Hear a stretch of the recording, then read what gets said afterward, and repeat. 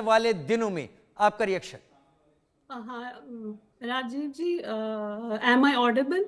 आप मुझे यस सुन जी, सकते हैं? आपकी आवाज बहुत हाँ। साफ आ रही है।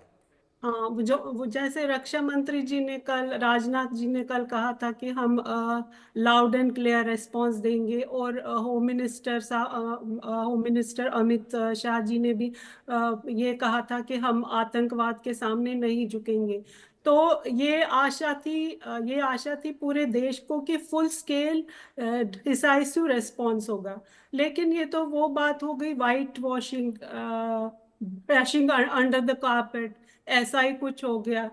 क्योंकि ये जो हुआ है, ये जो अटैक कल हुआ है, it's an act of war. आतंकवादियों और उनके जो बिहाइंड द सीन मास्टर्स हैं, उनके ऊपर कड़ी से कड़ी कार्रवाई होनी चाहिए। क्योंकि निहत्थों को मारना किसी भी एंगल से सही नहीं होता है। वक्त आ गया है हम ईंट का जवाब पत्थर से दें। गवर्नमेंट को अकाउंटेबिलिटी लेनी चाहिए, गवर्नमेंट को कंक्रीट स्टेप्स लेनी चाहिए कि जिससे ये जो रिलेंटलेस अटैक्स हो रहे हैं, इनका ये स्टॉप हो जाए। और हमको इंट्रोस्पेक्ट करना चाहिए कि गवर्नमेंट की मशीनरी फेल क्यों हो गई। ये भी इंट्रोस्पेक्ट करना चाहिए कि इंटेलिजेंस क्यों फेल हो गया। हमको ये भी सोचना चाहिए कि हमारी सहनशीलता का लिमिट क्या है। कि प्रोवोकेशन बार बार, जिहादी प्रोवोकेशन बार बार हो रहा है, और पाकिस्तान भी असहयोग कर रहा है हमारे साथ। तो इंडिया को हमेशा अनमूड ही, इस बार भी अनमूड ही रहना चाहिए। पाकिस्तान को एक हरा संदेश जाना चाहिए कि और जो हमारे जो मैग्नेमस एटीट्यूड है, पाकिस्तान एक फेल्ड स्टेट है, वो हमको स्टॉप करना चाहिए, और हमको एक्सपोज और आइडेंटिफाई करना चाहिए पाकिस्तान को एज अ रोव स्टेट। तो नहीं, क्योंकि और हम ये भी सोच सकते हैं कि कश्मीर में हमेशा ऐसे ही अनसेफ एटमॉस्फेयर रहेगा। आर्मी को 24/7 रहना पड़ता है, वहाँ की हालात नॉर्मल हो जाए। तो हमको कुछ ऐसा करना चाहिए जिससे ये अटैक स्टॉप हो, जिससे ये एकदम वायलेंस वगैरह अपरूट हो जाए। तो वो एक तो सर्जिकल स्ट्राइक भी हमने करके देख लिया, उससे भी कुछ नहीं हुआ। तो ये तो बस उसके सामने कुछ भी नहीं है।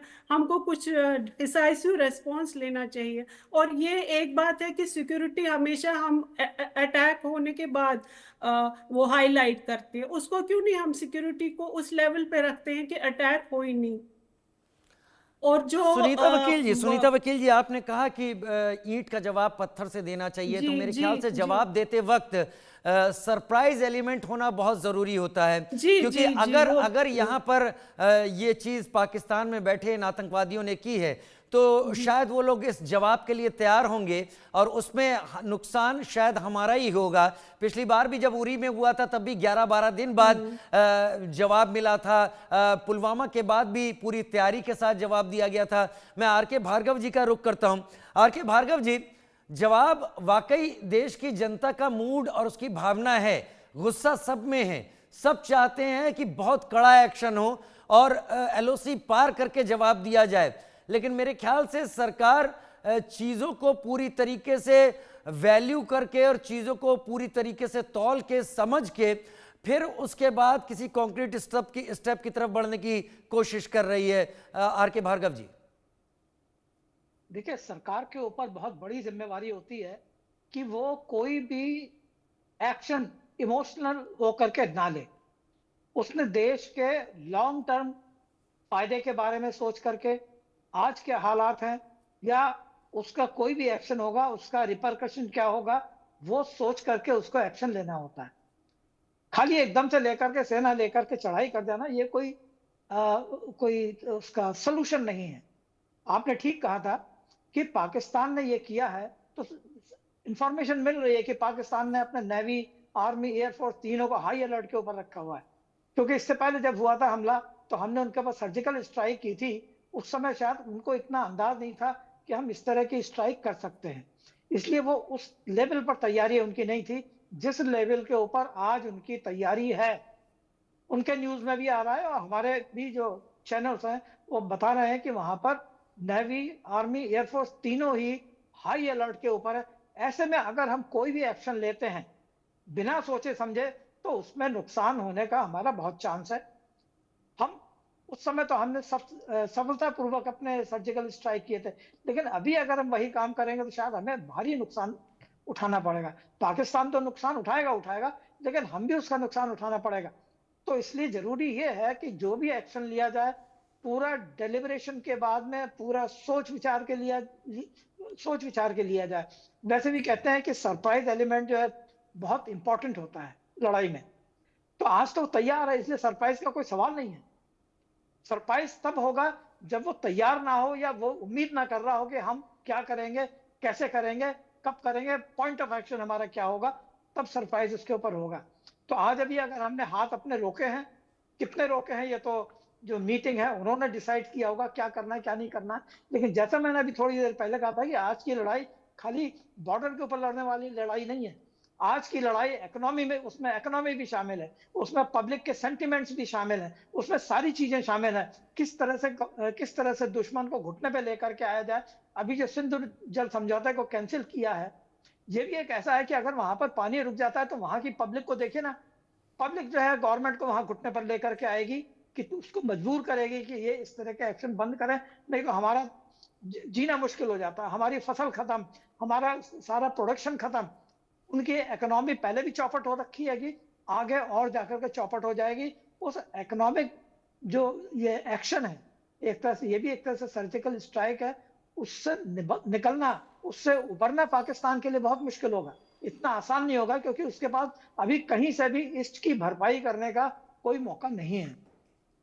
कहीं से भी भरपाई करने का कोई मौका नहीं है। लेकिन आर के भार्गव जी, क्योंकि आप फॉर्मर आईजी हैं, बीएसएफ के, फर्स्ट लाइन ऑफ डिफेंस है भारत की, आप इन चीज़ों को बहुत अच्छी तरह समझते होंगे कि बॉर्डर पर किस तरह की सिचुएशन हमेशा बनी रहती हैं। हाई कमीशंस का बंद होना, क्या ये पाकिस्तान के लिए एक बड़ा झटका है, क्योंकि अब तक भारत ने ऐसा कोई फैसला नहीं लिया था? देखिए, मैंने बताया ना अभी थोड़ी देर पहले कि जब दूतावास बंद होते हैं तो इसका डायरेक्ट इम्पैक्ट नहीं होता है। इसका इम्पैक्ट जो होता है ये होता है कि हाँ, दोनों देशों के रिश्ते खराब हो गए। वर्ल्ड में ये पता लगता है कि इन दोनों देशों के बीच में रिश्ते खराब हैं। वर्ल्ड में पता लगता है कि पाकिस्तान ने कुछ ऐसा किया है जिसकी वजह से हिंदुस्तान को मजबूर होकर के ये एक्शन लेना पड़ा है। लेकिन उसके साथ उसका जो असर होता है वो ये होता है कि उस डिप्लोमेटिक रिलेशन खत्म होने से जो उनके बीच का व्यापार है वो खत्म हो जाता है। बहुत से देश जो हमारे साथ हैं वो पाकिस्तान के साथ किसी भी किस्म का ट्रेड करने से हिचकेंगे। वैसा भी पाकिस्तान का हाल ये कि उसके कहीं भी आउटलेट नहीं है, कहीं उसका व्यापार नहीं चल रहा, हर जगह से वो पैसे लेकर के अपना काम चला रहा है। तो ये भी एक कहते हैं जिसको कि आपने दूतावास बंद कर दिया, ये काफी कुछ आगे उसका असर जरूर होता है, लेकिन आज की तारीख में वो इमोशनल ज्यादा होता है। इमोशनल ज़्यादा होता है। सुनीता वकील जी मेरे साथ इस वक्त हैं। सुनीता जी, पहलगाम और जम्मू कश्मीर में अभी हालात क्या हैं? गुस्सा वहाँ भी है, गुस्सा पूरे देश में है, लेकिन वाकई इसका मतलब ये नहीं होता है कि हम सीधे अटैक कर दें या फिर सीधे ही कोई फाइनल डिसाइसिव एक्शन ले लें। उसके लिए बहुत सोच विचार होता है कि पिन पॉइंट करना पड़े चीज़ों को और वहाँ पर चोट देनी पड़े जहाँ चोट देने से सबसे ज़्यादा रिजल्ट मिले। सुनीता जी। हाँ, ये देखिए, एक सेइंग है कि strike the iron while it's hot. तो इस टाइम ऐसा माहौल है, पॉलिटिशियन, सिविल सोसाइटी, वो सारे इस अटैक की निंदा कर रहे हैं। और जो लोग, मुस्लिम कम्युनिटी के लोग जो वहाँ पे कश्मीर में, वो भी प्रोटेस्ट कर रहे हैं, कैंडल लाइट मार्चेस निकाल रहे हैं। और उनमें भी काफ़ी ज़्यादा गुस्सा है, वो भी काफ़ी हर्ट हुए हैं। और फिर सऊदी अरबिया ने भी इस अटैक को कंडेम किया है, और भी बहुत सारी कंट्रीज़ ने इस अटैक को कंडेम किया है। और पाकिस्तान की सिचुएशन ऐसी है कि वो हर साइड से